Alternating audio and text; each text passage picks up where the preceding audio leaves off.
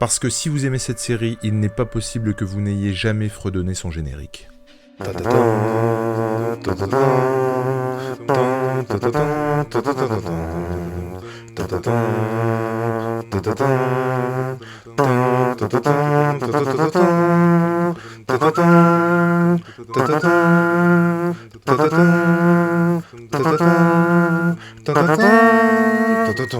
Bonjour à tous et bienvenue dans ce tout nouvel épisode, tout nouveau podcast devrais-je dire, puisque nous abordons Superman, la série animée, série de notre enfance, comme toutes les autres bien entendu. Et pour m'accompagner ce soir, ce matin, puisqu'il est 10h30, on va pas se le cacher, pour mon plus grand plaisir, Sofiane, de la chaîne Le fameux Monsieur des Viandes Prod, comment allez-vous ? Bonjour, et écoute, très bien. En plus c'est parfait, j'ai ma voix du matin, donc c'est encore mieux pour faire un podcast du coup. ça sonne encore mieux, sans aucun artifice. Impeccable, c'est ce qu'il nous fallait de toute façon. Un petit crooner enrubanné de rouge. Et j'ai envie de dire le retour, le gars s'accroche, il revient. Back to the podcast animé, puisqu'on en a commencé un, mais il s'est lourdement arrêté au bout du premier épisode et demi. Il reviendra, parce qu'on s'est aperçu de la connerie qu'on avait faite, c'est-à-dire commencer un truc qui se passe après Batman, le podcast animé. Moi, je tiens à dire que j'avais prévenu dès le départ, mais on ne m'a pas écouté comme d'habitude. Et donc il parle sans que je lui donne la parole, vous commencez à avoir l'habitude. Monsieur James, le James Sounet de la chaîne Comics Discovery, comment tu vas ? Bonjour, je vais bien. J'essaie d'avoir une voix... Non, j'ai pas la voix aussi mielleuse et croonesque de Sofiane, mais ça va. Ouais. Je suis pas très matinal, mais là ça va. Je suis pas très matinal, j'ai mal. J'ai mal, c'est ça. J'ai beau être matinal, j'ai mal. Nous allons donc aborder la série Superman, série de notre enfance, une série que moi j'avais vue passer et que j'avais regardé sporadiquement, en tout cas beaucoup plus que Batman, où j'étais vraiment un assidu, un aficionados de la série, j'adorais déjà à l'époque, je l'adore toujours, vous le savez.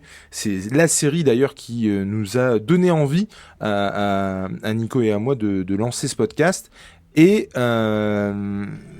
Superman, j'avoue que j'ai un problème avec le personnage, on en parlera après. Du coup, forcément, ça s'est répercuté sur mon amour de la série, en tout cas à l'époque, même si je prends un grand plaisir à la redécouvrir, et on en parlera ensuite. Mais toi, James, quel est ton rapport au personnage de Superman et à la série en particulier ? Je vais être sincère avec vous. Sois sincère. D'ailleurs, je vais le dire maintenant, comme ça ce sera notifié quelque part, et tu ne pourras pas me la faire à l'envers. Moi, quand il m'a proposé Superman, j'ai fait je le fais que si je fais Justice League après. Donc il a dit que je ferais Justice League, donc voilà, c'est noté, je serai dans Justice League. En vrai, moi je vais être sincère, hein, j'aimais pas trop cette série parce que quand j'étais petit, j'aimais pas Superman. Je pense que une bonne partie des je crois que c'est très français de pas aimer Superman. Captain America et Superman, je pense que c'est deux figures qui sont pas assez connues et qui sont un peu de notre côté de l'Atlantique un peu dévoyées, enfin où on a l'impression qu'ils sont pas si bien. Et depuis que je me suis mis à lire des comics et à redécouvrir le personnage au travers de bons comics, et j'apprécie de plus en plus le personnage. C'est un personnage que avec le temps, je trouve il incarne des valeurs et des symboles qui sont importants. Et qui, avec le temps, moi je trouve que c'est vraiment de plus en plus important d'avoir des héros positifs comme ça. Et puis avec le temps, tout s'en va. Exactement. Et je me suis dit, tiens, c'est l'occasion de me refaire la série et de réapprécier. Je suis certain que je vais réapprécier et revoir parce qu'en fait j'avais pas regardé en entier la série, contrairement à Batman où je crois que j'ai vu tous les épisodes, et à Justice League où j'avais vu tous les épisodes. Rappelons-le, toutes les séries sont un peu liées. Là les Superman, je me souviens de petits épisodes comme ça éparses. Je crois que par exemple le pilote qu'on va faire là, je l'avais jamais vu. Moi je me souviens pas l'avoir vu en entier. Et donc j'ai hâte de revoir tous les épisodes pour redécouvrir ce personnage si cool. Voilà. Pour ma part, c'est un peu similaire, donc du coup je vais me permettre de prendre la parole parce que vraiment c'est similaire avec toi, c'est-à-dire que moi c'est un personnage qui me bottait pas, qui m'attirait pas quand j'étais gamin. Je pense pas que ça ait un rapport avec le fait que je sois français ou après ça peut être. Mais il y a un truc, un trait français de pas aimer Superman, le côté boy scout et tout, de dire ah ouais. Oh le. En tout cas, Ouais. moi, vraiment, c'est pas dans ce sens-là. Moi, on en parlait un petit peu en off avec Sofiane. Moi, Superman, je l'ai toujours, mais même quand j'étais gamin, trouvé complètement pété dans le sens où je trouvais que les auteurs s'étaient tiré une balle dans le pied en lui donnant tous ses pouvoirs. Et du coup, il n'était pas faillible autant que Batman. Et en fait, en t'écoutant et du coup en ayant ma propre réflexion, je me demande si ça a plutôt pas un rapport avec le fait qu'on ait grandi. C'est-à-dire que quand on est gamin, on adore les héros faillibles et du fait qu'ils peuvent commettre des impairs et qu'ils soient pas parfaits, et qu'ils soient torturés, et voilà. Et plus on vieillit, plus en fait on aime les héros. Alors c'est peut-être une interprétation complètement erronée, ce que je dis. Mais du coup, plus on vieillit et plus on aime les héros qu'on voudrait être. On s'aperçoit que nous-mêmes on est faillibles et que du coup on apprécie les valeurs que peuvent incarner des super-héros qu'on lit. Et du coup, moi, c'est un petit peu ma vision du truc. C'est-à-dire que je me demande si j'aime... Déjà, j'aime mieux Superman parce que j'ai lu des trucs qui m'ont fait dire le contraire de ce que je pensais, à savoir que le gars était complètement pété au niveau de ses pouvoirs et qu'il pouvait un peu rien lui arriver, et puis que c'était toujours lui contre Lex Luthor. Et donc ça m'a montré autre chose dans les comics. Et je pense qu'il y a cette idée de valeur que j'apprécie plus aujourd'hui que quand j'étais gamin. Quel est ton rapport, du coup, toi, à Superman, Monsieur Davian Brod? Moi, je suis infidèle, je suis un croyant. Voilà, j'ai pas retourné ma veste à un moment dans ma vie. J'ai toujours su que Superman était le super-héros. Non mais pour répondre à ce que disait James, c'est intéressant. Alors je pense que c'est à moitié vrai sur le côté du rapport des Français à ces personnages-là. C'est très vrai pour Captain America et on l'a beaucoup oublié.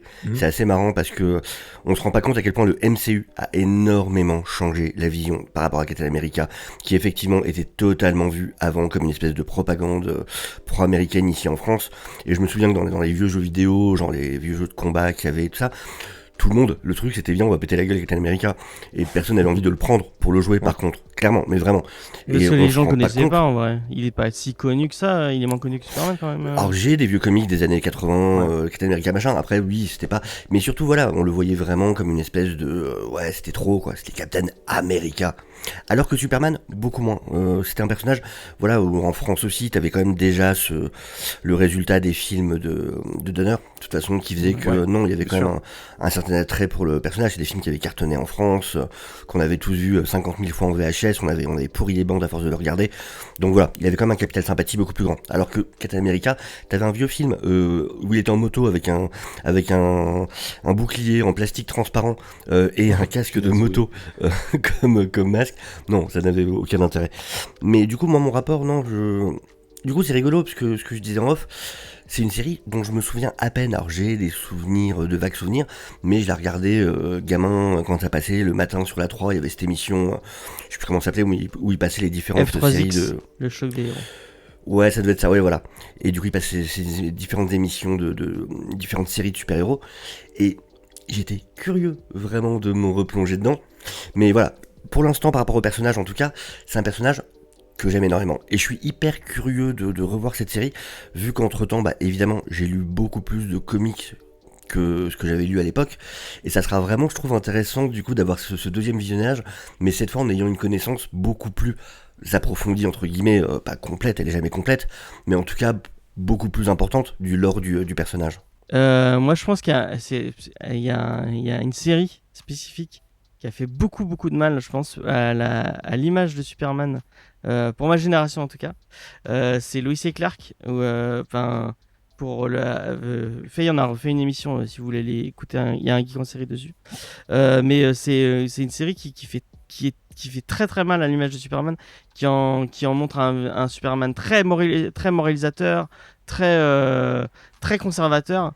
Et il faut le dire, hein, soyons sincères, la série elle est vraiment pas géniale. Jules, est-ce qu'on peut encore voter sur la présence de James à ce podcast? Non, vraiment revois Lois et Clark, sincèrement. Hein. Et, Non, mais- bon, moi j'aime vraiment pas cette série de base, mais je comprendrais qu'on pourrait l'apprécier. Bon là, vraiment revois là et tu verras que Et en plus le Dinkin, voilà quoi. Non mais je trouve qu'il y a déjà deux choses à dire hyper intéressantes sur le fait de, effectivement, ce que tu disais Sofiane tout à l'heure sur Captain America. Effectivement, je pense en tant que gamin, on le connaissait moins aussi. Là, Superman, on connaît son lore, que ce soit par la série que tu citais, James, comme les films de Donner, comme la série animée. On connaît Il y avait une première série animée avec des super épisodes. Bien sûr, Je bien sais pas sûr. si vous l'avez vu. Je l'ai en DVD entre parenthèses. C'est les Fleischer, je crois. Elle est excellente cette En série. rotoscopie. Ouais, l'animation est folle. Et en fait, ce que je veux dire, c'est que moi, gamin, j'étais incapable de te... Tu vois, j'aimais pas spécialement Superman plus que ça. Pour autant, je pouvais te donner son lore sans aucun problème, te dire ce qui s'était passé, pourquoi, comment, les principaux ennemis de Superman. Allez, 4 principaux ennemis, je pense. Alors que Captain America, j'étais incapable de te donner un ennemi de Captain America. Mais maintenant, moi, effectivement- je pourrais pas t'en citer 3. Mais même tout le lore qu'il y a autour de Captain America, Bucky, compagnie, ça, j'étais incapable. Pour moi, c'était juste un mec qui défendait les valeurs, entre grosses guillemets, de l'Amérique et qui combattait le nazisme, parce que j'avais en tête quand même cette pêche qui mettait à Hitler, sur la couverture. Donc effectivement, en ce qui concerne par contre ce que tu disais sur la série avec Dinken, effectivement c'est quelque chose qui a de toute façon super vieilli. Moi j'adorais le cabotinage de Lex Luthor beaucoup plus que Superman en l'occurrence. Ah ouais, pour le coup. C'est une série que j'avais vue, pareil, j'étais pas un assidu mais je regardais de temps en temps. Et puis c'est pas une série Superman, hein, c'est une série Lois, hein, où c'est vraiment Lois qui est mis en avant plus que. Terry Hatcher. Mais oui. Pour le coup, Terry Hatcher, j'aime bien. Et je trouve qu'il y avait effectivement, ça c'est sans conteste, des valeurs moralisatrices de la part du super-héros machin, mais ça fait partie aussi à mon sens de Superman. C'est-à-dire que comme j'adore la série de 66 de Batman, qui est aux antipodes de ce que j'aime de Batman normalement, ça aussi, ça a été Batman à un moment donné. C'est-à-dire le personnage de Batman édulcoré avec des pans, des pas, des poumes, et puis des vilains qui sont grand quignonesques, ça fait aussi partie de Batman. Et du coup, je l'aime et j'ai apprécié la revoir en Blu-ray. Franchement, la qualité, elle est magnifique avec ma fille. Elle a adoré et je conseille à tout le monde de regarder ça avec ses gosses parce que, en gros, il n'y a pas comment dire, il n'y a aucune chance qu'il tombe sur une scène hard dans ce Batman-là. Mais du coup, en tant que papa, c'est hyper aussi positif de se dire, elle peut regarder la série, elle peut avoir un lore de Batman et avec une connaissance des personnages et de ce qui font les valeurs de Batman, sans pour autant craindre d'une scène hard, quoi. Je vois pas comment le dire autrement. Et du coup, ça, c'est clairement positif. Et du coup, moi, je les vois un petit peu de la même manière. C'est-à-dire que pour moi, Superman, Lois et Clark, il y a à prendre, il y a à laisser. Pour autant, ça fait partie aussi de l'univers de Superman, quoi. Ça faisait rêver en tant que gamin. Moi, j'adorais cette série, vraiment. Bah ouais, voilà, après... Mais je trouve que la série qui nous anime, sans mauvais jeu de mots, aujourd'hui, est de bien meilleure qualité à mon sens. Oui, pour le coup. On est d'accord. Et effectivement, moi, j'ai donc continué dans cet amour de Superman qui a évolué. J'ai lu des récits mais c'est toujours pas un personnage qui me... J'y vais pas d'instinct. J'y vais pas, super, il y a du Superman, machin. Alors que Batman, si, tu vois. Et mais j'attendais On l'aura compris, hein, qu'il aime Batman. Bah ouais, non, mais plus que Superman en tout cas. Et en tout cas, il y a des récits, notamment Kryptonite de Darwin Cook et Tim Sale, si je dis pas de conneries. Alors, c'est un Tim Sale Darwin Cook, pour le coup, dans sa manière de dessiner. Et moi, j'avais adoré ce récit. Et il y en a bien d'autres qui sont sur ma pile à lire et que je veux lire, notamment Superman Terre 1, notamment All Star Superman. Il y a All Star Season aussi qui va ressortir, qui va être publié par Urban. Et que je vais acheter, sans aucun doute. Il y a un titre où il est pas, il est un peu personnage central, mais il est pas tout seul.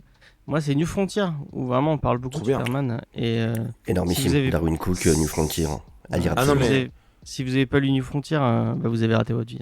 Je l'ai toujours pas acheté, je l'ai lu, j'ai adoré ce truc et j'adorerais que les origines d'un prochain Green Lantern s'appuient là-dessus, mais je n'y crois pas.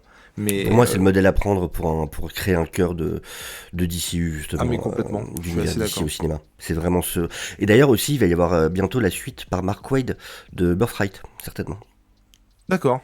Ouais, il va écrire une suite, du coup, qui devrait être publiée prochainement en VO.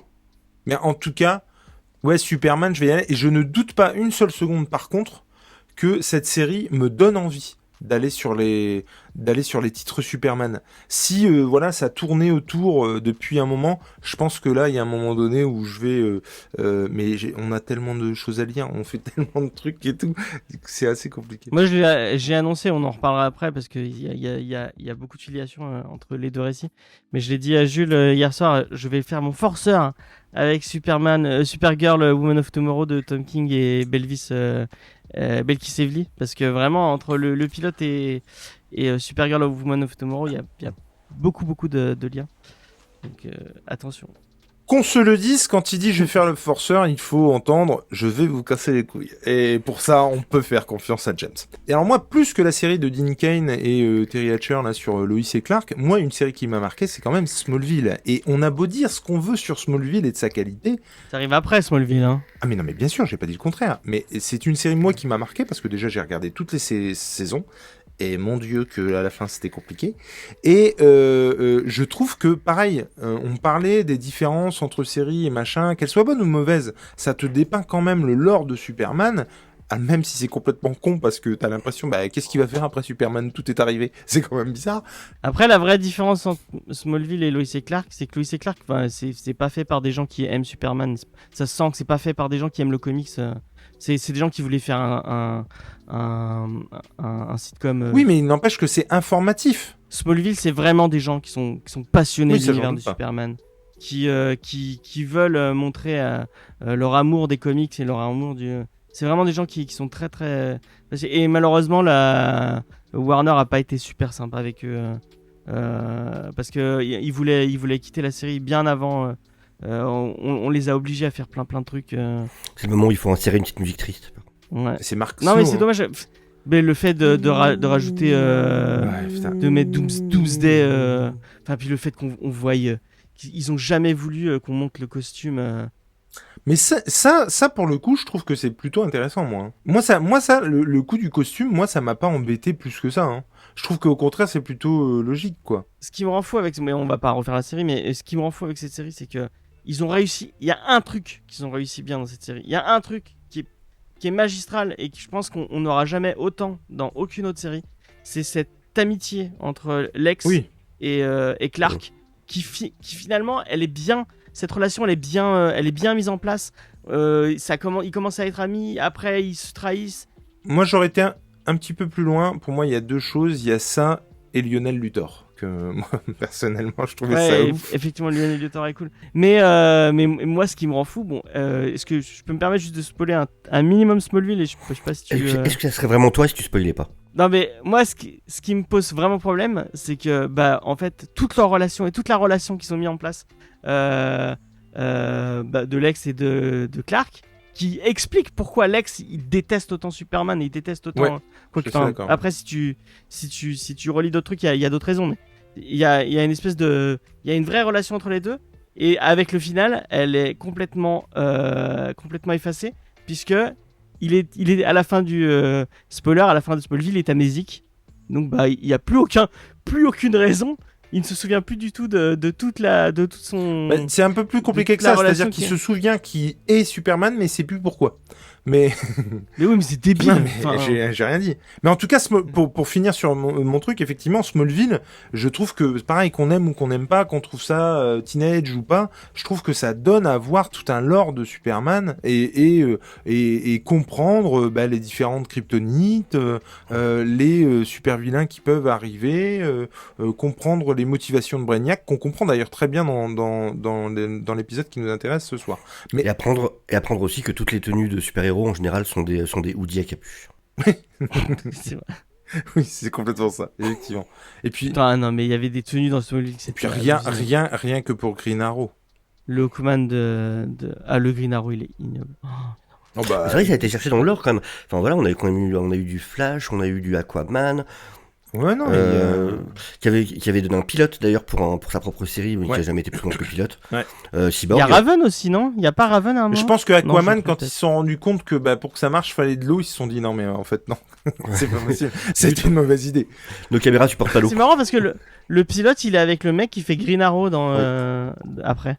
Ah ouais? C'est pas le même acteur qu'il y a dans D'accord. Smallville. Ouais. Ils ont changé.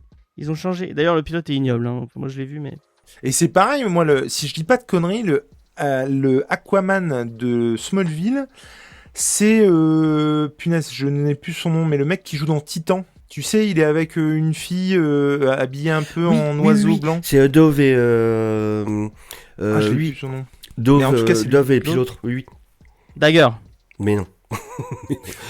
Non. Oui, mais je vois très bien. Oui, effectivement, oui, les deux qui ont des noms d'oiseaux. Voilà, c'est ça.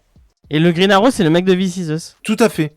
Tout à fait. Et donc il fallait que je revienne là-dessus parce que ça aurait pas été très honnête de parler de mon rapport à Superman sans parler de la case Smallville tout de même. Lana Lang. Voilà, Et j'avais puis juste Chloé. envie de dire ça. Chloé. Moi j'étais plus Team Chloé Non, mais Chloé, la mal fait. que la Nana. Elle a a mal- fini, non, Chloé. non, hein. non. Moi, j'ai elle a misé sur l'avenir. Chloé, hein. Désolé, les gars, la vôtre, elle est en prison. Alors Non, elle est pas en prison. Elle a négocié. Hein. Ah, d'accord. Elle a balancé son. Tout va bien. alors. Elle a balancé son courant. Elle a mal Ouais. fini. Pour autant, ça n'enlèvera rien à ce que je pensais d'elle à l'époque. À l'époque. Évidemment. Elle a voulu ramener Oui. Lana Lang dans la Mais scène. qui a su refuser. Voilà. Elle lui a dit non. Pourtant, j'ai dans l'idée. Ah, bon, bref. Rien, je ne dis rien. Christine Croc qui fait plus rien maintenant non plus. Hein. C'est vrai. Bah Christine Croc, on la voit. Mais qui est toujours elle absolument fait pas. magnifique. Bon, j'ai envie de te dire n'importe quel, à part Aquaman de Smallville. fait Bah non, bon Tom film. Welling, il était dans Lucifer. Bah, ils font un podcast maintenant Ouais, c'est avec vrai. l'acteur Oui, de avec Luthor. Michael Rosenbaum, Mm. effectivement. Que j'aimais Mm. beaucoup, moi, Michael Rosenbaum. entre parenthèses. Ah si, il est trop bien, mec. Mais si, je l'aimais bien, c'est ce que je dis. Ah, C'est-à-dire que le mec est même en contradiction, même quand je suis d'accord Il a besoin de avec lui. Et il contredire. était dans une autre série avant qui était pas mal. J'ai oublié le nom. Où c'est une espèce de sitcom où il avait des cheveux d'ailleurs. Oui, j'avais vu. Après, alors moi, ça m'avait fait rire parce qu'il l'avait dit. Quand pendant 8 saisons, t'as pas de cheveux, à un moment donné, t'es content d'en avoir, quoi. Tu vois. Oh, oui. Je vous propose de commencer donc avec ce premier épisode. Monsieur Deviant Prod, est-ce que vous auriez l'obligeance de nous faire un petit récap de cet épisode? La fiche technique, j'ai envie de dire. Donc, ce premier épisode s'intitule en français Le fils de Krypton. Le titre original, c'est The Last Son of Krypton, le dernier fils de Krypton.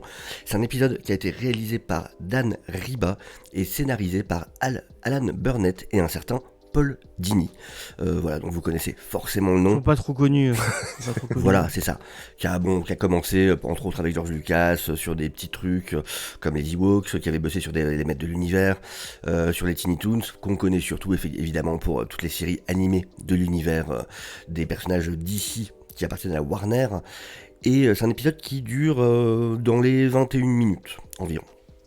Oui, c'est ça de toute façon, et c'est vraiment le format Superman, Batman, Justice League. On est sur un format 20 minutes, effectivement, et donc là, on a 3 parties de 20 minutes, et on va s'intéresser donc à la première.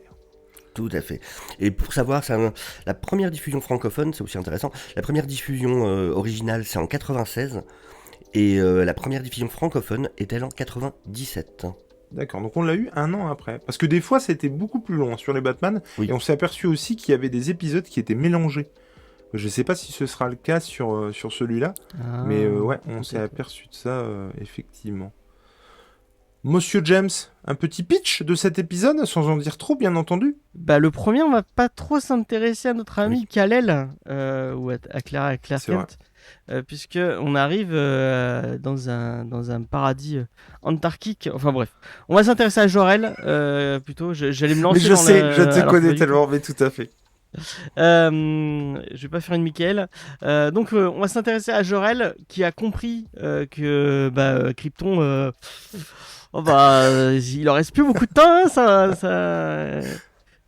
si on veut se sauver, il va falloir se bouger le cul. Mais il y a personne qui est d'accord avec lui, notamment Brainiac, le super ordinateur créé par les Kryptoniens, qui dit que non, Jor-El il s'est trompé. On va avoir les derniers jours de Krypton et comment Jor-El va devoir gérer tout ça. Et on va pas se mentir, Jor-El, c'est un mec qui gère, ou pas.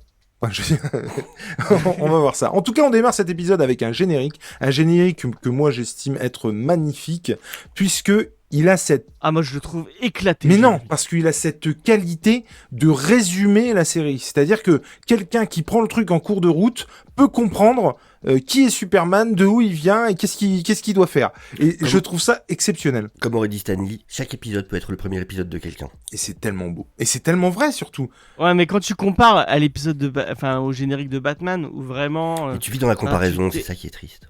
Mais non, Ouais, mais non, c'est vrai, je c'est suis vrai. pas d'accord avec toi parce que justement, Superman, c'est un peu Batman, pardon, c'est un peu la même chose. C'est-à-dire qu'on te donne ses valeurs, c'est juste un justicier qui se bat la nuit, qui est hyper agile, et du coup, je trouve que ça marche aussi. Alors, Eh ben, tu vois, j'aurais aimé avoir un truc spécifique avec. par contre, je suis d'accord avec toi Pareil. qu'on refait pas l'historique. Par exemple, Spider-Man, c'est pareil, ça nous dépeint comment c'est arrivé. Avec Anto et Eddie, on avait vu ça, que le générique, effectivement, il nous montrait avoir les premiers... comment ça s'était passé, quoi, les premiers instants de Spider-Man.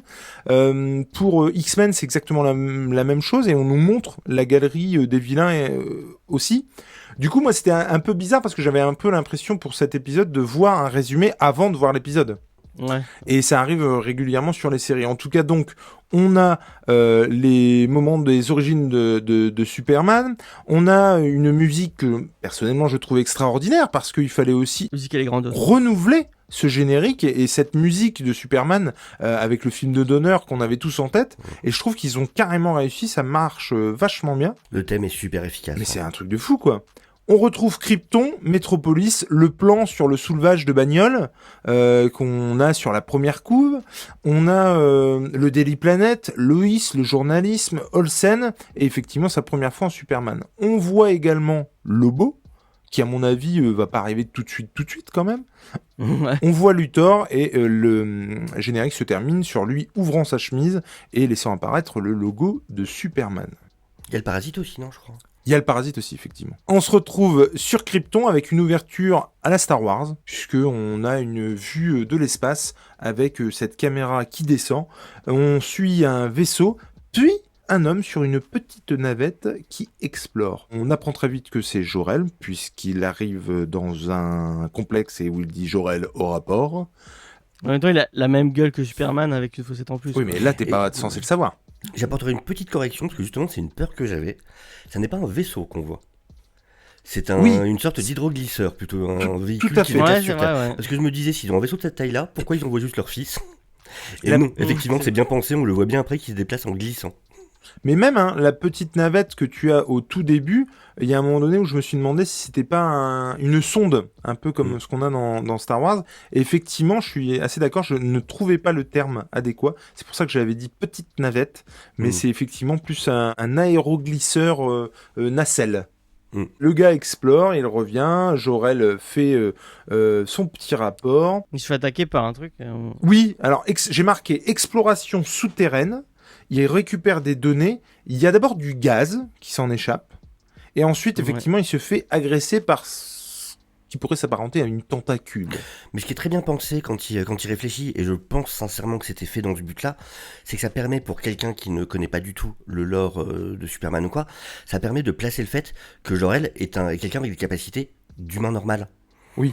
On te le montre à Oui, plusieurs parce moments. qu'il se fait justement. attaquer, on le voit saigner. On le voit saigner, on voit qu'il se tient à cette espèce de poutre en main, enfin, et où du coup voilà, il peut pas voler. Enfin, on te place justement tous les éléments qui te montrent qu'en fait c'est quelqu'un qui n'a pas de capacité surhumaine et que les Kryptoniens n'ont pas de capacité surhumaine.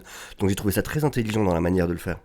Mais de toute façon, je trouve que dans notre argumentaire, ça reviendra souvent, le fait qu'effectivement, ils prennent leur temps et ils font les choses bien pour ces épisodes pilotes, si on peut les appeler comme ça. Mais je trouve, ou 7 épisodes pilotes en 3 parties, mais je trouve vraiment qu'ils prennent leur temps et ils le font vachement bien, quoi. Tu dis ça, j'ai été très surpris. D'ailleurs, je me souvenais pas de ça, mais qu'il y ait tout un épisode effectivement sur Krypton. J'ai trouvé ça super cool et je m'y attendais pas du tout. Ouais. Et j'ai trouvé ça très intéressant de prendre le temps vraiment de poser toute cette backstory. Il arrive à s'en extirper, tente de s'évader, elle s'accroche, la bougresse. Et C'est le côté hentai de la série, ça. Il y a un truc que j'adore dans ces dessins animés-là, c'est les ordinateurs. Mm. Et tu les vois super concentrés sur juste des petits trucs qui bougent comme ça. Tu dis, ah, mais qu'est-ce qui va, quoi? Il y a un moment, on le voit mater un graphique, c'est juste une ligne comme ça qui fait ça. Ah ouais, mais c'est Et très il est là, important. c'est très intéressant. c'est très intéressant. Et même les claviers, il y a pas de, comment il tape, il sait pas sur quoi il tape. C'est extraterrestre. des- hein. C'est ça, c'est les extraterrestres. En tout cas, effectivement, il se frotte contre la paroi et du coup, il arrive à se dégager de cette fameuse tentacule. Il est de retour à la base, il est accueilli par une subalterne qui dit ça s'est bien passé, l'autre il dit non, et puis c'est tout. Bon. Ouais. Il y a un Brainiac en mode Jarvis, et donc je dis en mode Jarvis parce que moi à l'époque de Smallville, c'était comment il s'appelle le mec Spike. Aide-moi sur le nom. James Masters. James Masters, le fameux Piccolo de Dragon Ball Evolution, qui interprétait Brainiac, et du coup j'avais pas ce côté Jarvis que du coup on a dans cet épisode. La voix de Brainiac en VF. Elle est très très bonne. Et c'est intéressant d'en avoir fait justement une intelligence artificielle, de l'avoir intégrée au lore de Krypton, de dire qu'en fait ça a été créé par les Kryptoniens. C'est une version qui est pas celle du canon, mais qui du coup est plutôt intéressante. C'est un changement que je trouve plutôt pas mal. Du coup, est-ce que tu peux nous donner le contexte par rapport aux comics? Du coup, Brainiac... C'est compliqué vite parce qu'il y en a beaucoup. Ça va être vraiment selon les versions. T'as certaines versions dans lesquelles c'est un scientifique d'une planète qui a été condamné à mort et avant de mourir a téléchargé sa conscience. T'as des versions où ça a été une intelligence artificielle mais créée par une autre planète. Mais c'est jamais... j'ai pas souvenir dans les comics d'une version où ce soit... Alors, ça existe certainement, mais c'est peu répandu de dire que c'est une création kryptonienne. En tout cas, c'est toujours une création extraterrestre autre que Krypton. D'accord. T'as même un gentil Brainiac. Oui, celui de la Légion des super-héros, qui lui est un gentil. Mais en tout cas, c'est un personnage à la base, Brainiac, qui est très vieux, qui a été créé en 58. Eh, quand même. Et tu vois, moi je voyais ça carrément plus loin. Moi. Mais oui, 58, c'était par... je sais que c'était Otto Binder qui l'avait écrit. Je sais plus Oui, le non, dessinateur, mais Otto Binder. si. T'es une encyclopédie, mec. Enfin, je veux dire, clairement, je suis incapable de sortir ça. Et tu sais quoi? Je viens de me remercie de t'avoir invité dans ce podcast, du coup, parce qu'on aurait vraiment eu l'air con. D'ailleurs, je m'enverrai un petit mot, je me laisserai un post-it pour me remercier. Mais complètement. Merci, je fais une caresse et je me dis merci. En tout cas, on apprend que il y a un petit peu une tension qui s'est installée entre lui et le Conseil planétaire, ce qui n'est pas rien, faut dire ce qui est, et que Brainiac est chargé d'espionner Jor-El pour leur compte. Mais c'est à ce moment précis que je me suis dit, mais merde, il a la voix de Sam Beckett. Et en fait, Jor-El a la voix de Sam Beckett de Scott Bakula dans Code Quantum. Mais ça, c'est représentant, et ça, c'est un truc dont on reparlera de toute façon, j'imagine, plusieurs fois.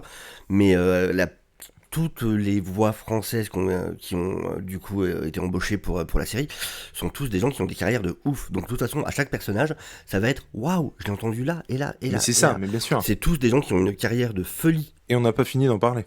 Ah oui, clairement.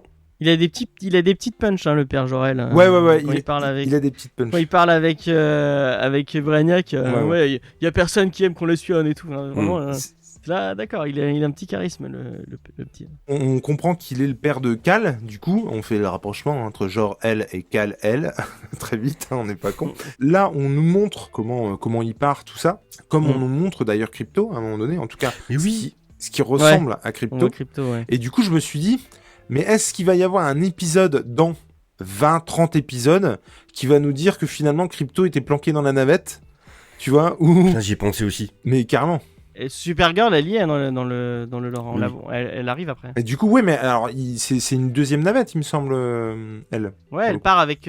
C'est son beau-frère qui l'envoie. Et en fait, c'est une deuxième navette, mais ce qui se passe, c'est qu'au moment de l'explosion de Krypton, sa navette à elle est heurtée par des débris, et ce qui du coup fausse la trajectoire de la navette, ce qui explique qu'elle arrive beaucoup plus tard en fait. Et au niveau temporel, non? Bah justement, c'est parce que sa navette est déviée en fait, ce qui va d'accord. faire qu'elle va mettre beaucoup plus de Elle temps met à arriver plus de sur temps. Terre, elle va rester en sommeil beaucoup plus longtemps. Ce qui... Mais elle est déjà ado, elle, hein. Elle est pas. c'est Oui, pas elle une est ado au gamine. moment de partir, mais du coup, en fait, ils vieillissent pas pendant le trajet. C'est le principe du truc. Du coup, je m'immisce et bon, on est en train d'en parler, donc autant en parler. Moi, je vous conseille vraiment de lire le Supergirl Woman of Tomorrow de Tom King, Parce que en fait, et ce qui est intéressant avec ce que tu dis, le fait qu'elle parte ado, c'est vachement intéressant. Et ils en reparlent dans le titre. Ce qui en fait un personnage super super tragique, c'est que contrairement à Clark, elle a vu la description de Krypton. Ouais. Et en fait, contrairement à ce qu'on nous montre un peu dans le comics, on le montre contrairement à ce qu'il montre dans le dessin animé là, c'est que la description de Krypton, elle est pas arrivée d'un coup. C'est quand même un peu, il y a un lien avec ce qui arrive sur Terre, c'est qu'en fait c'est un lent, c'est la Terre la Krypton qui va devenir de plus en plus, va dépérir quoi. Et elle a vu les Kryptoniens tout essayer pour sauver leur planète et tout essayer pour essayer de se sauver, et finalement ils ont jamais réussi à se sauver, et ça en fait un personnage super tragique parce qu'en fait elle a vu toute sa civilisation mourir quoi, et elle se souvient de tout ça, et c'est super bien écrit dans le bouquin. En fait, James, d'un coup, il s'est cru dans la review de Comics Discovery. Ouais. Non mais tu l'as lu, non, Sofiane, Supergirl? Ouais, après, je suis pas un grand fan de Tom King, moi, tu sais. Ah bon, je pensais que j'avais un allié, mais finalement non. Et moi, c'est con, j'avais envie de le lire. Et du coup, t'en reparles, et voilà, c'est terminé.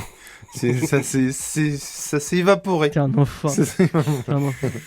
Mais non, mais Moi, quand tu recommandes des trucs, je les lis. en tout cas, il a adoré effectivement ce titre, et c'est à apporter à ce crédit et à son crédit. Et les dessins de Becky Slavy sont. Mais c'est vrai que tu m'as sont particulièrement saoulé avec ça. C'est un truc de malade. Mais ouais, mais parce qu'il faut particulièrement le lire, c'est tellement bien. Mais il paraît. Peut-être que je ne le saurai jamais. C'est dommage. C'est vraiment dommage. C'est passé près, hein. Par contre, revenons à nos moutons. Et plutôt à notre Kal-El, puisque moi ça m'a trop fait rire ce truc-là, c'est-à-dire que on va pas se mentir, moi je me souviens qu'à 2 ans, déjà je m'en souviens pas, et puis entre 1 an et 2 ans, on peut pas dire qu'au niveau de la productivité, à part le caca, alors que lui visiblement il inspecte les panneaux solaires avec sa mère. Puisque quand il arrive, Jor-El il lui dit « Vous étiez où ?» On inspectait les panneaux solaires avec Kal. Oh la vache. Ah ouais. Donc non, au niveau de l'intelligence, il y a un gap. Hein. Ah bah tu n'es pas kryptonien. Voilà où je voulais en venir. Je trouve ça assez exceptionnel. Il y a un truc qui m'a fait rire aussi, moi, je sais pas si vous avez remarqué. Il y a un moment où on voit toute la ville, enfin je sais pas quel est le nom de la ville où ils sont. On voit une ville futuriste, Krypton. Et je me suis dit, j'ai imaginé le mec en train de designer la ville. Qu'est-ce qu'on va faire pour faire une ville futuriste? Oh, je mets des ailerons partout, tu vois, ça va faire futuriste. C'est vrai qu'il y a beaucoup d'ailerons. Je me dis, mais pourquoi il a foutu des. Quel est l'intérêt d'avoir un immeuble comme ça? Putain, juste un aileron comme ça sur le côté. Ah ouais, mon immeuble, il est aérodynamique. C'est ça, bah ouais, mais il y a un peu, tu vois, streamline, tout ça, ça joue. Hein. C'est comme je sais pas. Mais ça, c'est typiquement, ça par contre, c'est typiquement américain. C'est-à-dire futuriste et dans le mouvement. L'air streamline, non mais c'est profilé et du coup, c'est futuriste américain pour le coup, vraiment. Mais tu vois vraiment ce côté rétro futuriste qui était très à la mode. En tout cas, sa femme en a complètement ras-le-bol, ras-le-melon d'être loin de chez eux et de bosser pour le compte. Ils sont pas arrivés encore, ils sont. Non, ils sont encore chez eux. Enfin, chez eux, ils sont encore à l'étude, quoi. Jor-El a une théorie. Apparemment, c'est pas Jojo, puisqu'elle lui dit, ouais, mais non, mais t'es vraiment sûr, vraiment, hein. C'est pas sûr. Et t'as bien fait tes calculs. Mais c'est intéressant parce qu'on voit que tout le long, il y a toujours quelque part un peu ce côté doute de Lana, justement, qui fonctionne vraiment comme un individu et qui évidemment doute quand on lui annonce que sa planète est sur le point d'être détruite, mais qui garde toujours quand même cette confiance dans son mari. C'est assez marqué là-dessus. Bah, c'est-à-dire qu'il y a tu sais pas, elle a quand même des doutes, pour autant, effectivement, elle sait de quoi il est capable. Là, elle lui dit, c'est dur de penser que tout ça peut disparaître. Puis là, il a la voix de Sam Beckett, hein, donc effectivement, on le croit. Le gars, en tout cas, va avec toute sa petite famille, rentre chez lui, et on peut dire qu'il a une villa assez cosy. J'ai trouvé que c'était classe, ça faisait penser, enfin, moi, ça m'a fait beaucoup penser à la villa de Tony Stark du MCU. Pareil, ce que j'allais dire.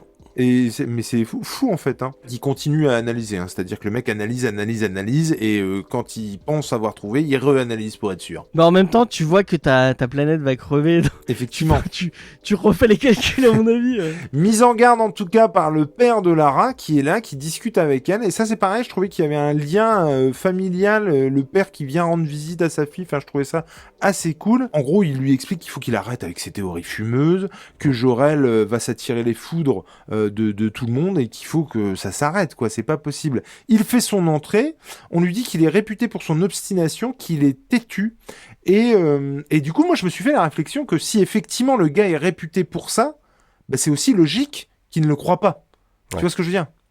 Et je trouve que ça, même si, bon, tu sens que les mecs sont eux aussi butés et ne... En fait, c'est la 15e théorie qu'il a et à chaque fois on dit c'est bon, tu veux nous faire chier Jor-El avec tes trucs. Mais oui, non, mais c'est ça, ne veulent pas voir, n'empêche que moi j'avais pas du tout cette deuxième lecture, c'est-à-dire que la première fois je me suis dit, mais putain, mais ils sont cons de pas le croire. Mais là, il y a un moment donné où je me suis dit, mais si le mec est réputé pour dire des conneries... Écoute, il y a 2 semaines, tu nous as raconté que la planète allait se transformer en guimauve, il y a un mois, c'est ça. Dit...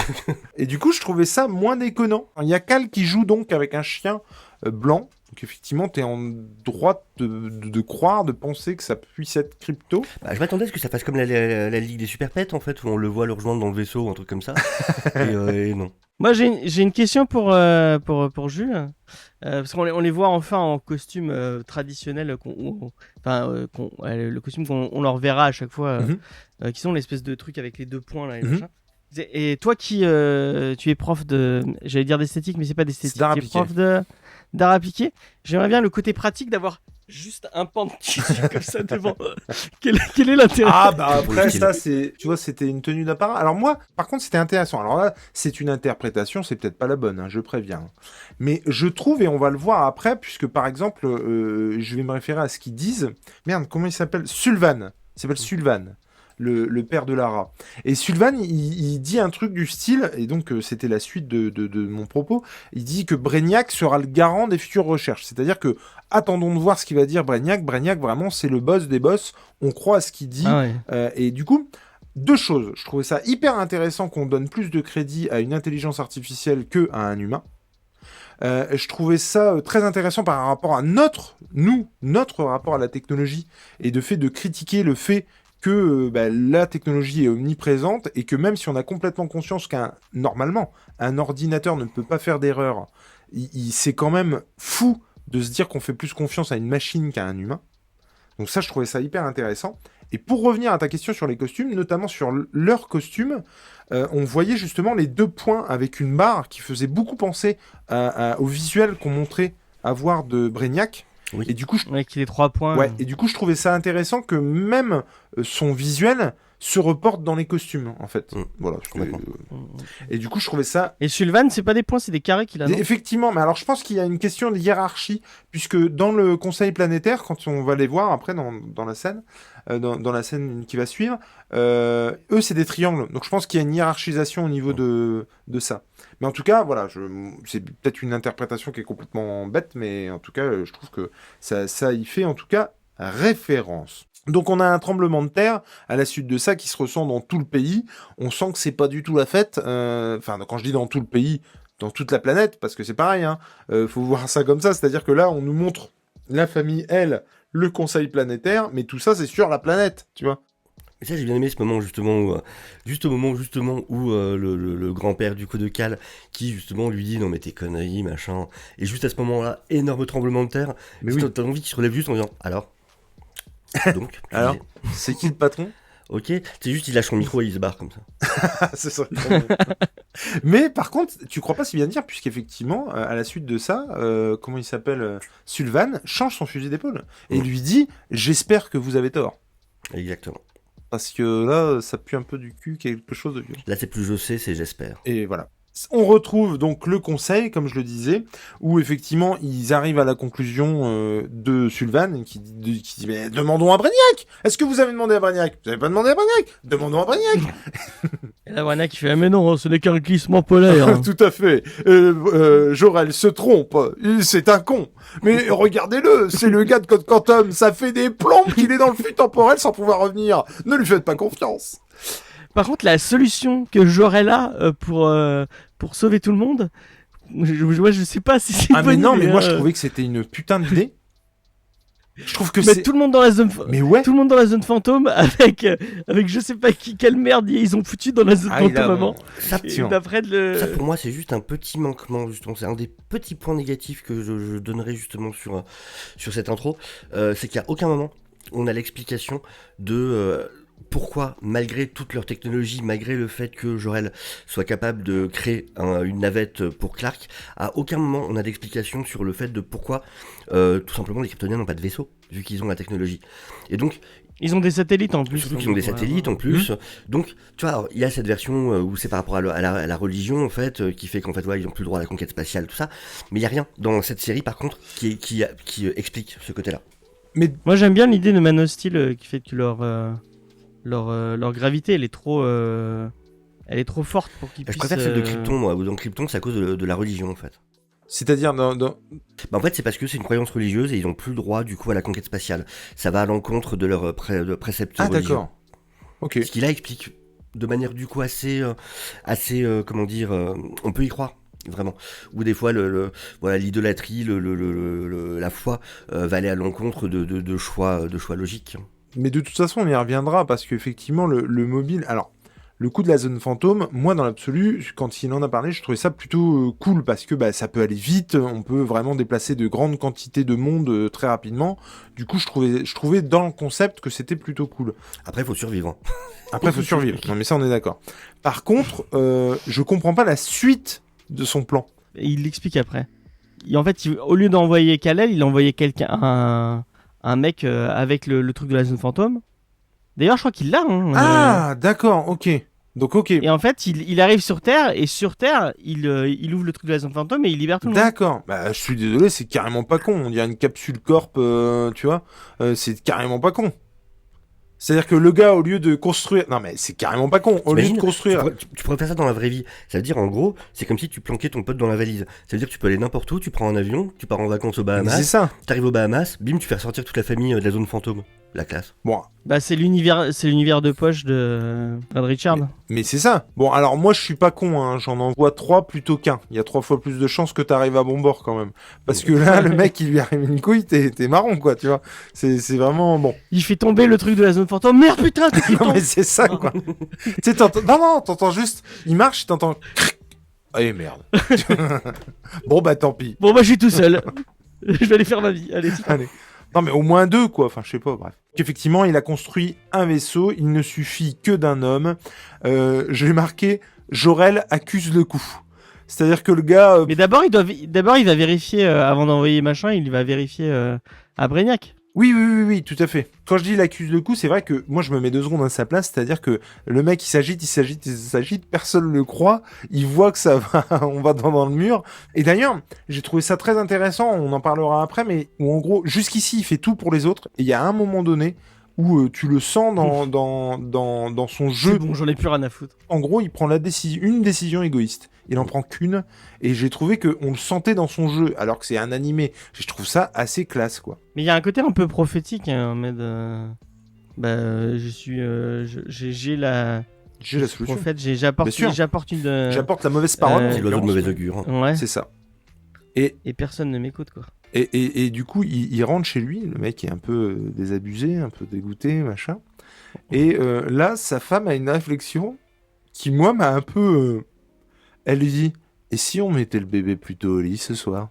Tu vois, genre, je me suis dit, waouh! On va crever, Mais bah, attendez, c'est mais- pas grave, on a qu'à les niquer. C'est le ça premier passera. épisode d'une série que je regardais quand j'étais gamin. J'ai pas du tout remarqué ça. Qu'est-ce que c'est que ça? Lara, dis donc. J'ai trouvé... Et si on mettait le bébé plutôt au lit ce soir? C'est-à-dire, il y a un moment donné où bah, on va tous crever.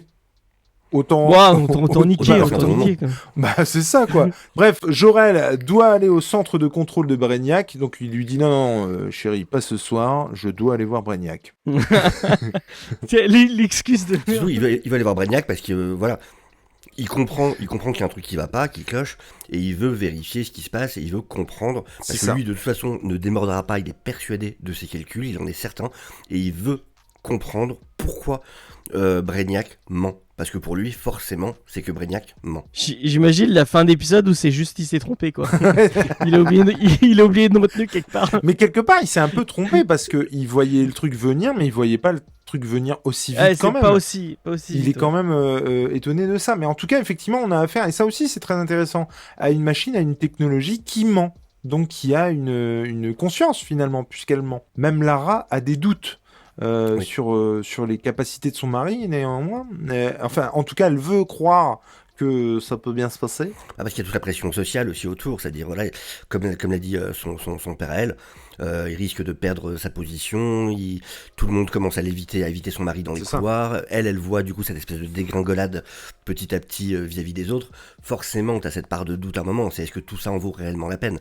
Mais dans les moments importants, elle lui restera toujours fidèle, elle continuera à lui faire confiance. Elle lui dit, écoute, effectivement, vas-y, découvre la vérité une fois pour toutes, comme ça, que ce soit bon ou mauvais, on en aura le cœur net, quoi.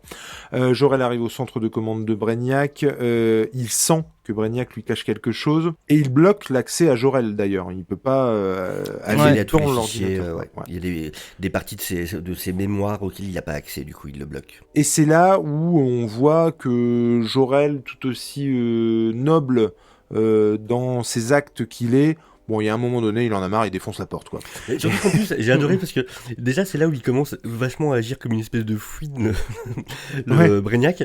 Déjà il s'éteint, tu sais, c'est genre un peu comme si tu claques la porte en fait, quoi. C'est ça. C'est juste un moment, c'est même plus Ah oui, j'essaye de c'est faire vrai. semblant ou machin, c'est juste il éteint Ah bah, l'écran, oh. il éteint tout en mode là. Non, Non, c'est excuse-moi, pas- ça a coupé. Non, la communication a coupé là. Je suis caché dans mon nez. Je passe sous un tunnel. C'est ça, c'est Brainiac. exactement ça. Tu sais, ça sonne chez toi et t'éteins les lumières, t'es en mode non, je suis pas à la maison. On voit du coup que Brainiac a une espèce d'instinct de survie, et là, son explication est un peu foireuse, je trouve. Il a menti pour qu'on ne lui impose pas de chercher un plan d'évacuation. Alors pour moi, il y a deux solutions. Soit effectivement, ça vaut pas le coup, il est trop tard, soit c'est une grosse feignasse. C'est-à-dire Non. que... C'est pas exactement ça. En fait, le délire, c'est que si, dans la logique, je pense, de la série, c'est qu'en fait, on lui aurait demandé, du coup, d'utiliser toutes ses capacités de mémoire à la C'est recherche de solutions. Or, lui, sait qu'il n'y en a pas. Donc, du coup, il est hors de question de faire ça. Lui, sa solution, c'est non, je vais pas utiliser mes Oui, c'est capacités ça. de calcul pour ça, c'est je me casse, je me télécharge. Donc, du coup, j'ai pas le temps de chercher vos solutions de merde qui vont servir à rien. Je me barre, je me tire, salut, au revoir. Moi, j'ai compris en fait que s'il avait passé le temps à chercher ce plan d'évacuation, il n'aurait pas eu le temps Ouais, de il se aurait pas pu, télécharger. Exactement, c'est ça. Ouais, D'accord, c'est ok. ce qu'il dit, ouais. Mais du coup, je me suis dit, ça aurait été aussi drôle que ce soit juste une feignasse. C'est-à-dire, C'est il ça, a, non, il a C'est bien pas montré, hein, Oh, parce je que la du coup, tu flemme. vois, tu le devines, parce que tu vois ces espèces de grands tuyaux, de grandes structures qui montent, Ouais, et tu qui vois qu'au font, fur et à mesure, qui des font- rectangles de lumière disparaissent. Et du coup, Oui. tu comprends que justement, c'est justement ce download qui est en train de se produire vers un des satellites, justement, dont on parlait tout à l'heure, vers un des satellites en orbite autour de la planète. Mais même ça, hein, tu vois, alors forcément pour nous aujourd'hui, voilà, mais ça date de 96, comme tu le disais. Mm. Alors 96, le coût du download, du téléchargement ou du chargement, c'était pas un truc qu'on avait, tu vois, dans nos fichiers, nous. Enfin, ce que je veux dire, c'est que moi, à l'époque, en 96, si tu me fais pas un petit dessin pour m'expliquer comment ça marche, je sais pas si je le comprends, très sincèrement. En 96. Ah, il y a 96, je pense que oui, il pouvait se télécharger sur Imul déjà. Bon, ça aurait mis, Oui, pour un c'est truc de la vrai. taille de Brainiac, ça aurait mis environ 38 ans pour le télécharger. Mais Et puis il y avait pas la fibre à Ouais. l'époque. Non, mais ce que je veux hein. dire, c'est que je sais pas si... en fait, j'essaie de me remettre dans ce contexte-là et de me dire, à l'époque, si on t'explique pas comment ça marche, est-ce que tu comprends tout à fait le coup de la Ouais. sauvegarde dans le cloud? L'idée du cloud, tu vois ce que je veux dire? oui. Aujourd'hui, elle passe bien, en 96... Mais non, mais en fait, c'est pas, il se va pas dans le cloud, il va sur le satellite. Oui, mais on non, le mais montre à pour la moi, si tu veux, effectivement, c'est pas un... pour moi, c'est un serveur dans le satellite, si tu veux. Tu me diras, c'est vrai que Imul, c'est 2002. Ah la vache. Mm. Et pourtant, C'est Imul, quand tu téléchargeais l'épisode de 24, saison 8, et épisode 25, alors que il y avait que 3 saisons, 24, comme son nom l'indique, c'était 24 épisodes, il y avait de fortes chances pour que ce soit pas Jack Bauer. Oui, oh, il y avait très souvent des chances pour que ce soit pas ce que tu voulais. mais... Mais tu faisais avec. C'était Brainiac. Mais- C'était Brainiac. mais tu prenais tu... Bon, maintenant que je l'ai téléchargé, Bon, c'est ça. je vais le garder. Autant le regarder, autant le regarder. Mais du coup, effectivement, c'est intéressant encore une fois de voir que la techno a un instinct de survie finalement. Mm. On vient arrêter Jor-El, il s'échappe, s'engage une course-poursuite, il fait une appel à toutes les sections, et ils ont le permis de tuer, on leur permet de Donné par défoncer, donné par Brainiac, effectivement. En gros, j'ai marqué Brainiac prend les choses en main, il sort des petits fusils des murs, alors ça fait un peu piège Bibi et Coyote. Hein. Ouais, ou Indiana Jones aussi. Et Indiana Jones, effectivement, avec les petites flèches. C'est-à-dire voilà. que s'il passe par ce couloir, on le défonce. À cette hauteur. S'il passe dans ce couloir, à C'est cette ça. hauteur, il est vachement dans la merde. Le couloir, il est vachement haut en plus, ça, oui. Il avait juste à... On retrouve, donc effectivement, on tire sur l'espèce de nacelle / navette / tu l'appelais comment aéroglisseur. Bah, c'est un peu un Segway volant en fait. Hein. C'est ça. Et du coup, il se fait défoncer. Jor-El n'était pas dessus. D'ailleurs, ça m'a fait rire parce qu'en gros, les humains s'en rendent compte, mais Brainiac ne s'en rend pas compte. Il n'y a pas de caméra. Il y a pas de moyen de voir quoi que ce soit par contre. C'est quoi il est pas là. Quoi Il est où Il est quoi C'est- Comment c'est ça. Ah si, il est là-bas. Et du coup, on retrouve Jor-El qui tire sur une fenêtre pour pouvoir s'évader. Il se rend compte qu'il a plus de jus. Il prend un globe. Et là aussi le symbole est fort, je trouve. Il prend le globe pour défoncer la vitre et on voit, pour faire écho à ce que tu disais tout à l'heure sur le fait qu'il a pas de pouvoir, qu'il est mal en point, il saigne, ses vêtements sont déchirés, on sent que le mec a subi quoi. Et en plus, c'est malin aussi parce que du coup, au début, avec. Il y a eu cette bataille avec la créature justement au début de l'épisode, sachant qu'en plus quand il rejoint Lana, il dit justement encore une fois, donc on sent que c'est quelque chose qui lui arrive souvent, et du coup ça va justifier le fait que ce soit quand même quelqu'un de débrouillard, qui soit pas juste un scientifique, et qui effectivement dans l'action sache se débrouiller. On nous l'a justifié en début d'épisode, ce qui est plutôt malin de la part des scénaristes. Du coup, quand tu vois qu'il arrive à s'échapper, enfin, ça va quoi, tu es pas étonné de ça. Mais effectivement, il y a plein de trucs hyper malins, hyper dits en sous-texte qui font que Tu sens l'attention au détail. À la situation. Ouais, complètement. Il arrive chez lui. Alors bon, moi je me suis dit, bon, c'est bien gentil tout ça, mais j'ai envie de dire, moi je suis du côté des méchants. La première chose où je regarde, le premier lieu où je regarde, bah, c'est chez lui. Comment il attend pas déjà chez lui en fait? C'est ça. Mais en tout cas, il arrive. Il y a le père de Lana qui est toujours là parce que visiblement il vit au second étage. Je ne sais pas, mais en tout cas il est là. Il croit Jor-El cette fois. Il lui dit qu'il va l'aider. En fait, le grand-père, c'est un peu comme les belles-mères dans toutes les sitcoms américaines. C'est exactement ça. Il dit à Lara, souviens-toi de ce que je t'ai dit et ce qu'on ferait dans cette situation. L'autre elle dit ah non, pas maintenant. Sullivan, il lui dit de la fermer. Hein, clairement, Sullivan, t'es gentil, mais tu la fermes maintenant. Hein, je m'occupe de moi. Si t'as un tant soit peu d'affect pour ta fille comme pour ton petit-fils, tu fermes ta gueule. Clairement, on est là-dessus. J'ai bien aimé ce côté badass. Ah bah là, c'est ici qu'il n'y a plus rien à perdre. Et il est pas là pour rigoler, Jor-El. Hein. Il a appris entre-temps qu'il restait que quelques heures. Ce qui du coup change tout dans son comportement. Ce que tu disais tout à l'heure justement sur le changement de comportement du personnage. D'un coup, tu sais que de toute façon, t'as plus que quelques heures et que la planète va être détruite. Donc t'en as plus rien à foutre de rien. Et du coup, ils finissent par donc récupérer Kal-El dans sa chambre où il n'y a rien, hein, il y a qu'un lit. Et c'est assez sobre hein, quand même la déco là-bas. Ils le récupèrent, ils l'endorment. Très facile d'endormir ces gamins du coup. Quel parent ne rêverait pas d'avoir cet appareil que tu places sur les yeux et bim, ils s'endorment direct. Incroyable. Le rêve. Ils ont la volonté de l'envoyer dans un autre monde. Sullivan intervient et c'est cette décision dont je parlais tout à l'heure, c'est-à-dire qu'il dit il avait créé une machine pour envoyer quelqu'un, un kryptonien machin, et que là, ce sera son fils. Et j'aime bien ce côté. Là, par contre, vous avez voulu me la faire à l'envers, vous n'avez pas voulu me croire. Là, je prends cette décision, elle est égoïste, j'ai tout à fait conscience qu'elle est égoïste, mais ce sera comme ça et pas autrement. Et du coup, il envoie donc son fils avec... Et donc il réexplique un petit peu son plan initial, et du coup il lui glisse aussi quelque chose dans la navette, un espèce de... Alors moi ça m'a fait penser, vous savez... Un boîtier avec... Vous savez au truc qu'on faisait quand on était gamin avec plusieurs carrés de puzzle comme ça, ouais, où on place les carrés. Ça avait un nom, je sais plus comment ça s'appelle, mais en tout cas effectivement ça m'a beaucoup fait penser en ça. La police arrive, Lara prépare le lancement pendant que... comment il s'appelle Jor-El, bah lui tu sais pas trop ce qu'il fait, donc tu as un petit doute sur le fait de qui fait quoi à ce moment précis. Sullivan tente de l'en dissuader, mais pareil, il y a un moment donné tu sais pas trop ce qu'il va faire. Et en tout cas, une navette se barre. Tu vois que les kryptoniens ont une technologie qui leur permet de voir à travers les murs, ce qui est, je trouve, très drôle quand tu comprends et tu sais après que Superman va pouvoir voir à travers les choses sans pour autant d'artifice. On sent un amour incommensurable pour leur fils et entre eux, puisque Jor-El propose à sa femme d'aller avec lui. Et Lara décide de rester avec son mari et d'envoyer son fils en orbite, j'ai envie de dire, ou en tout cas vers une autre planète. Et elle refuse de Ils disent l'accompagner. la Terre, hein. Ils le disent Oui, ils plusieurs fois, disent la Terre. hein. Ouais, ils le D'accord. disent. C'était prévu. Il a fait D'accord. exprès d'envoyer vers une planète avec un soleil jaune, de toute façon. D'accord. En tout cas, là, Brainiac, il coupe les robinets. C'est-à-dire que le gars dit, bah non, moi c'est terminé. Allez, salut. Et puis il se Mais casse. surtout, j'adore la manière dont à un moment, quand justement il y a Sylvain qui s'est fait arrêter, du coup. Ah oui, euh, effectivement, Lui, il y a je Sylvain qui se fait l'ai pas arrêter. dit. Donc, c'est appréciable la décision de Sylvain, du coup, de faire confiance dans ses derniers instants et de décider de servir d'appât. Et j'adore ce moment où Brainiac, c'est en mode, bon, de toute façon, ça y est, c'est trop tard. Vous pouvez plus rien faire. Je me Donc, casse. je vous le dis, ciao, vous êtes foutus. Salut les losers. C'est Il est complètement temps. ça. Salut les losers. Et on a un côté, effectivement, je reprends ce que tu disais, mais Sylvain, un personnage que on a sporadiquement au long de l'épisode, qu'on n'apprécie pas forcément, et qui pour le coup fait amende honorable, effectivement, en se sacrifiant, et en prenant cette fameuse navette qui voit à travers les murs, pour faire diversion et permettre le lancement de la fusée. On l'a pas expliqué et ça va être important pour les épisodes d'après. Brainiac, il l'a dit à plusieurs fois.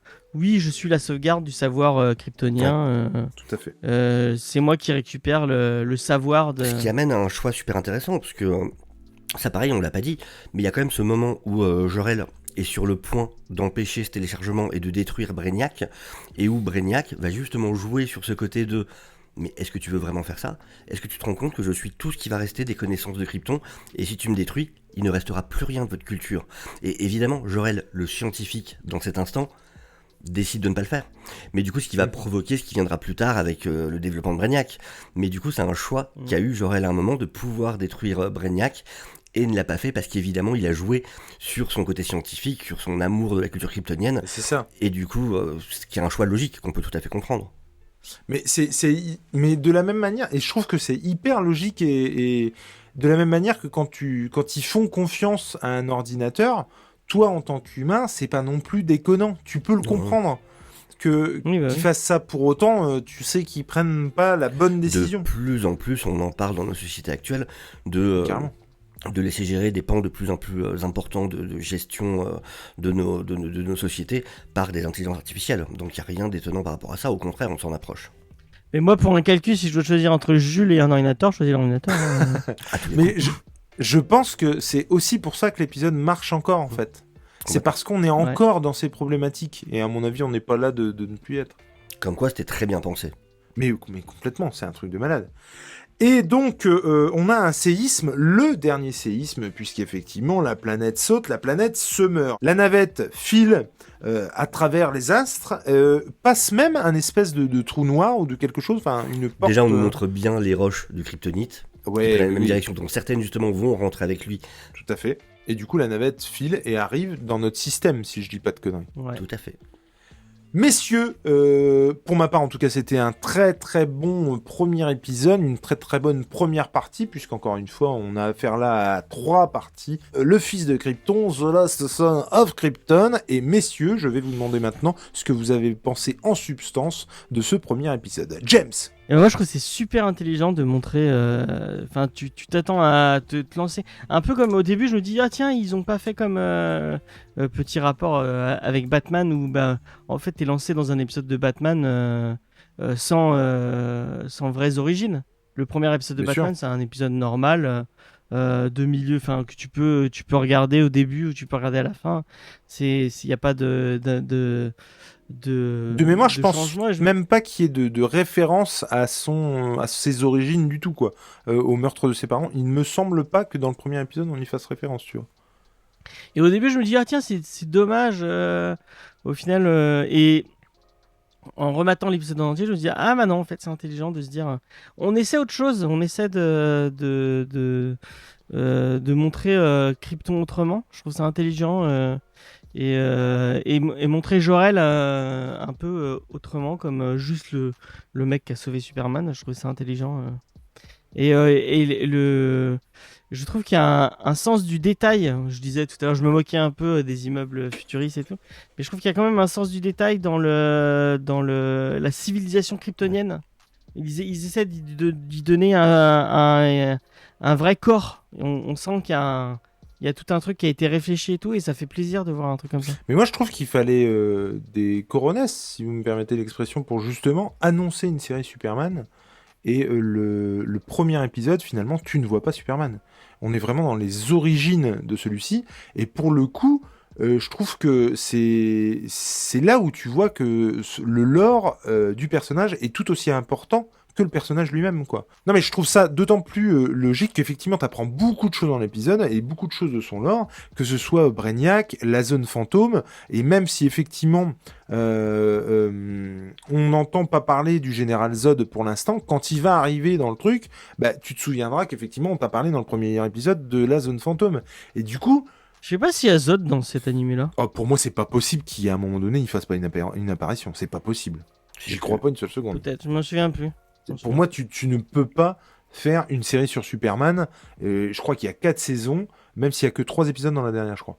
Mais tu peux pas ne pas parler de ce. Après, il y a truc-là, quoi. les autres méchants. Moi, je sais pas si c'est des méchants importés par là. Mais moi, j'ai des super souvenirs de Métallo, de le Ouais. jouet. Et Lobo. Il y a Totalement. vraiment des.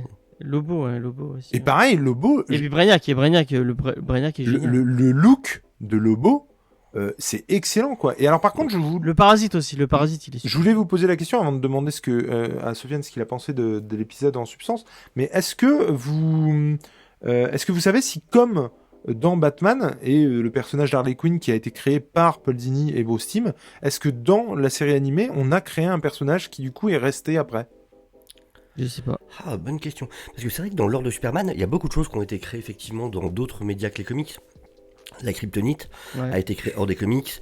D'accord. La Forteresse de Solitude, cette version cristal, machin, a été créée aussi en dehors des comics. Le fait qu'ils volent, tout simplement visant d'un autre médium que les comics. Mais du coup, ouais, sur la série, je saurais pas te dire pour l'instant. Faudra que je fasse des recherches là-dessus.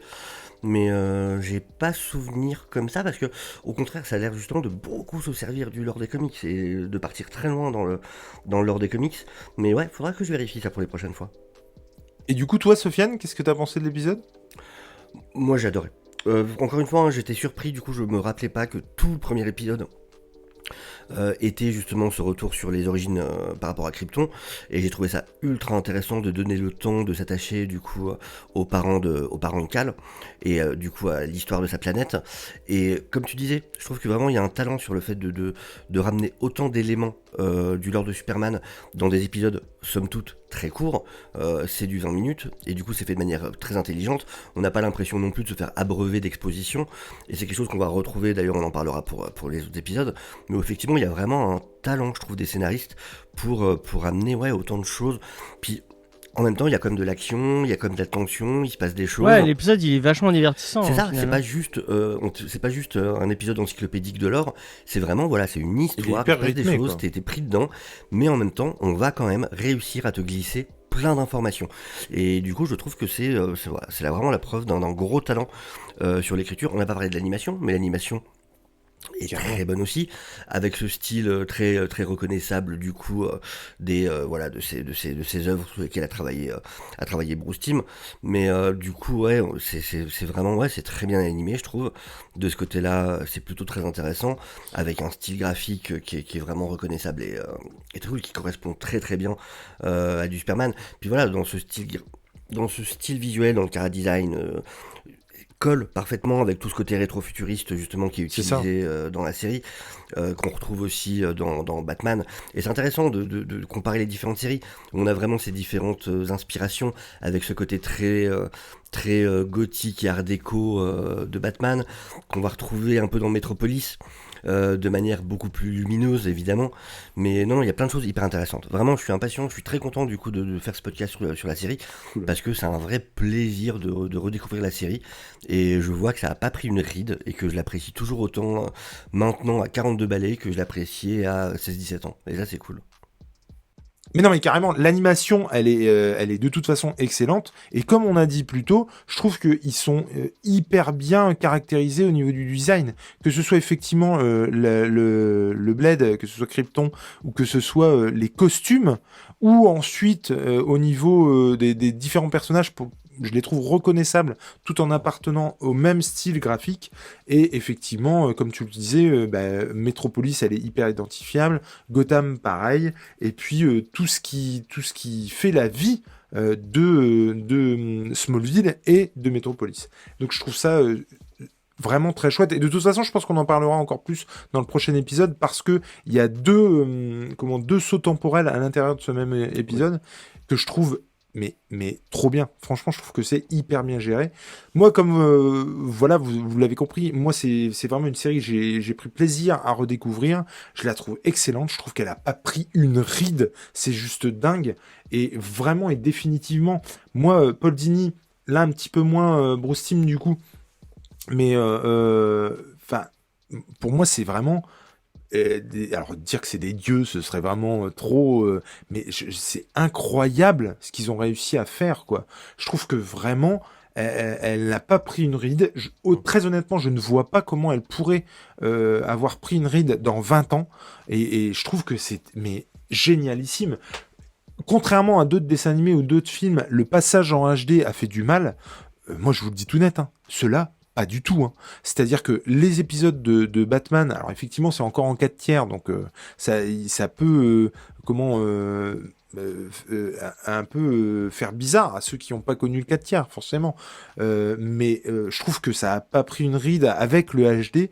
C'est magnifique, l'image, elle est super belle. Là, c'est pareil, le dessin est nickel. Parce que je me souviens notamment de Tintin, pour ne pas la citer, qui, à son passage à la HD, en fait, tu voyais le trait bouger autour des personnages parce que justement il y avait des trucs qui marchaient pas bien, en tout cas qui étaient moins floutés et du coup marchaient pas bien avec la HD. Et je prends aussi l'exemple de Star Wars épisode 1, La menace fantôme, où c'était clairement dégueulasse quand c'est passé à la HD parce que le flou enlevé au FX. Et donc, pour conclure cette émission, moi j'étais super content d'enregistrer ça avec vous et c'était vraiment un bonheur. J'espère que vous qui nous écoutez, vous avez pris autant de plaisir à nous écouter que nous à la faire.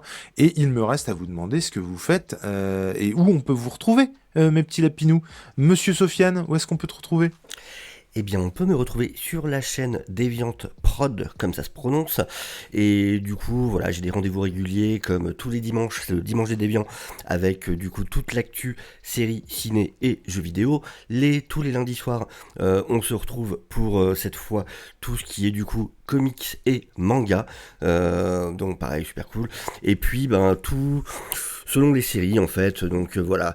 Là, par exemple, avec Andor pour un certain temps, selon s'il y a des séries du MCU, voilà. Ou à chaque fois, du coup, je fais des lives pour qu'on fasse des reviews ensemble, pour avoir votre avis aussi en direct, du coup, à chaque fois. Et je tiens à préciser que, alors tu le sais, hein, je l'ai déjà dit, j'aime beaucoup le Dimanche des Déviants. J'aime beaucoup, même si c'est beaucoup moins facile pour moi d'être là le lundi avec les lectures comics et manga. Mais ce que j'apprécie surtout, c'est que oui, on peut le dire, il prend du retard quand il lit les commentaires. Mais c'est un des seuls, y compris moi, hein, moi je ne le fais pas, hein, je n'y arrive pas. C'est un des seuls qui lit tous les commentaires des gens qui sont là. Et je pense vraiment que ça fait beaucoup et que les gens se sentent, et ils ont raison, ils se sentent écoutés et choyés dans tes lives, mon ami Sofiane, puisque effectivement... Vous ai compris. Non, mais il y a un côté comme ça où tu sais que de toute façon, à un moment donné, le truc sera lu. Peut-être 3 heures après, mais il sera lu. Et je trouve ça très très cool. Moi, j'y arrive pas quand je suis dedans, quand je suis en train de gérer le truc. J'y arrive pas. Et pourtant, on est deux, hein, on essaye, mais on a un peu du mal à voir et à tout passer, même si on essaye, mais c'est pas toujours évident. Et toi, tu le fais, et tu le fais très bien, vraiment. Donc, allez voir Monsieur Deviant Prod, le fameux. Monsieur James. Le James Sounet, le briquet de Westeros, où est-ce qu'on peut te retrouver ? Alors moi j'ai un studio de podcast. On fait plein de podcasts avec mon ami Faye, enfin ma chérie Faye, où on fait Mais qui est notamment aussi ton ami, ta meilleure amie. Oui, c'est ma meilleure Aussi. amie, ouais, effectivement.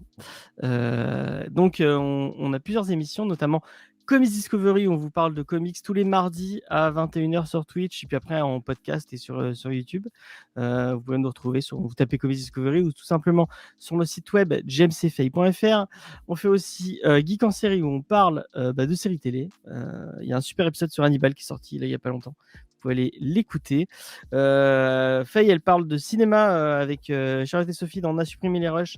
Il y a un super épisode sur Jamie Lee Curtis qui vient de sortir. Vous pouvez aller l'écouter.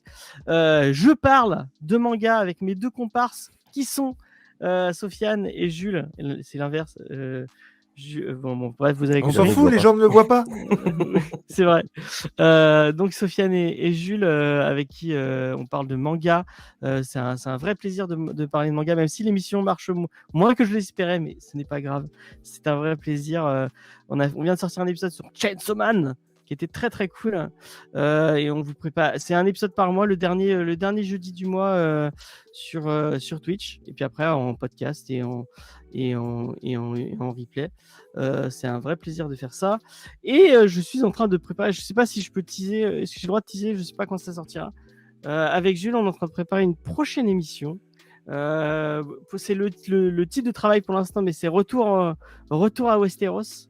On a été un peu frustrés par la fin de House of the Dragon, donc on s'est dit on va relire Game of Thrones avec les copains et avec vous. C'est ça l'idée. Vous proposez de relire avec nous livre par livre. On fait le découpage version française, donc il y a 13 tomes, je crois, depuis Je crois que c'est ça, ouais. 13 ou 12, je ne sais plus. Surtout, c'est intéressant parce que j'ai vu qu'en plus, Gérard Martin là, avait annoncé qu'il en était aux 2 tiers ou aux 3 quarts du dernier. Ouais, apparemment, il a annoncé fin 2025. Je sais plus, ou 2000. Il y a le temps, hein, avant l'arrivée de la suite, en tout cas.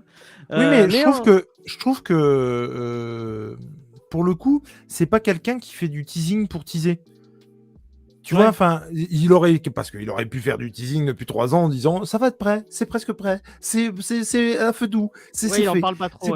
Là, pour le coup, quand il dit quelque chose, tu peux y croire, pour le coup, je trouve. Puis à mon avis, il en a marre d'en parler parce que dès qu'il fait une sortie, et tout le monde qui lui casse les couilles. Puis il y a quand même entre la danse des dragons et non, c'est pas la danse dragon. Entre le livre d'avant, version US, il y a eu 6 ans, hein, donc prenez votre mal en patience et puis voilà, ce sera bien. Mais on va relire, on va les relire en groupe et avec vous en live, et ça va être très bien. J'ai hâte de faire ça. Moi j'ai commencé, je sais pas si mon ami Jules a commencé. Alors attends, on va préciser les choses. Ça sera comme Voyage au bout de la nuit, du coup vous serez sur un canapé, comme ça vous resterez la cuisse et vous lirez le livre en même temps. Il s'est mal exprimé. Il s'est mal exprimé. Nous n'allons pas lire les livres en live. Sachez-le. Nous allons les débriefer, parce que sinon on n'est pas sorti de l'auberge. Les 20 heures de StreamYard, c'est mort, hein, tu vois. Donc non, on est sur du débrief. On le lit de notre côté, et en fait on va les débriefer avec vous, dire ce qu'on a pensé des bouquins, la différence avec les séries, qu'est-ce qu'on apprécie, qu'est-ce qu'on n'a pas apprécié, tout ça. Voilà, ça va être cool. Et pour la petite histoire, donc j'ai invité James, Tom et Lena à parler de House of the Dragon pour le dernier épisode qui est sorti, et puis pour c'est la même équipe débrief avec qui de la saison. Effectivement, ce sera la même équipe, et j'aurais parié ma chemise sur le fait que James m'envoie un message à la suite du live pour faire... Non mais Tom, vraiment, des débriefs. Dis, hein, meilleure rencontre que t'as faite, hein. Il est beaucoup plus pertinent que toi, hein. Vraiment. En tout cas, non mais vraiment, c'est-à-dire que j'étais persuadé que le mec allait m'envoyer un message pour faire un truc sur les bouquins, sur Game of Thrones, et c'est ce qui s'est passé, et donc j'en suis très content. Et du coup, voilà, donc effectivement, plein d'émissions et plein de bonheur en perspective. En tout cas, pour ma part et celle de Nico, vous pouvez nous retrouver sur la chaîne YouTube Jules et Nico, où vous pourrez retrouver tout ce qui a trait à la pop culture et qui nous intéresse plus ou moins, hein, parce qu'il y a des trucs où on est moins au taquet que d'autres. Mais en tout cas, on prend plaisir. Notamment, c'est pas trop. C'est pas faux. En tout cas, on prend plaisir à en parler et surtout à le partager avec vous. C'est vraiment quelque chose qu'on a découvert avec Nico quand on a fait la chaîne.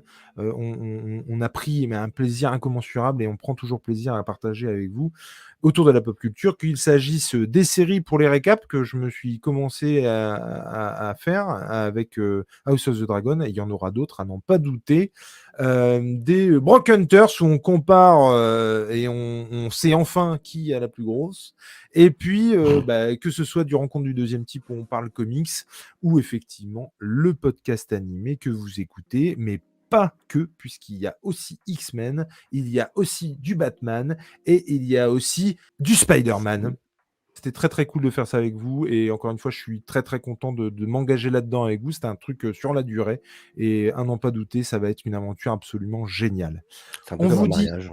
c'est un peu comme un Une mariage. aventure sur la durée, voilà, qu'on C'est ça. partage, main dans la main. On se retrouve la prochaine Finition. fois avec, attention spoil, Le Fils de Krypton, partie 2, puisque c'était la première que vous venez d'écouter. Une émission beaucoup trop longue qui sera beaucoup plus courte la prochaine fois. Mais là, vous On vous doutez espère. bien qu'il fallait qu'on refasse plein de contextes. Et puis, bon, on n'est pas à l'abri que la fin d'émission soit encore de moins bonne qualité, puisque James a pété sa carte SD. Gros bisous à tous, à ciao et à la prochaine. Ciao, ciao.